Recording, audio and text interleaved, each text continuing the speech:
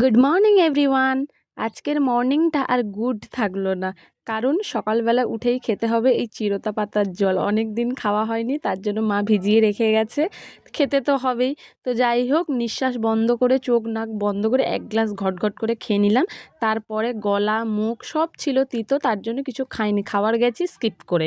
তো যাই হোক, তারপরে দেখো কাঁকড়া আনা হয়েছিল আর ছিল মুরগির মাংস। তো কাঁকড়াগুলোকে ভালোভাবে ধুয়ে নুন হলুদ টলুদ মশলা টশলা মাখিয়ে রেখে দিলাম মাংসগুলোতে। তারপরেই বসিয়ে দিয়েছি দুদিকে দুটো কড়াই, কারণ আমাকে একটু বেরোতে হবে, তার জন্য। একটা দিকে দেখো টক করব, তার জন্য কুমড়ো ভাজছি, আর একটা দিকে পালং শাক, তারপরে কচু কাঁকড়া দিয়ে একটা তরকারি মতন করেছিলাম। এক কথায় কিন্তু দারুণ হয়েছে, কিন্তু আমার মনে হয় পালং শাক চিংড়ি দিয়েই বেস্ট লাগে। তো জানি না, বাড়ির সবাই বলেছে মোটামুটি ভালোই হয়েছে। আর করেছিলাম মাছের ডিম ছিল অনেকগুলো, সেগুলোকেই সরু সরু কুমড়ো কেটে আমশি কাঁচা লঙ্কা দিয়ে টক করেছিলাম। আমার এমনিতেই মাছের ডিম ভালো লাগে না, জানিও কার কার মাছের ডিম ভালো লাগে।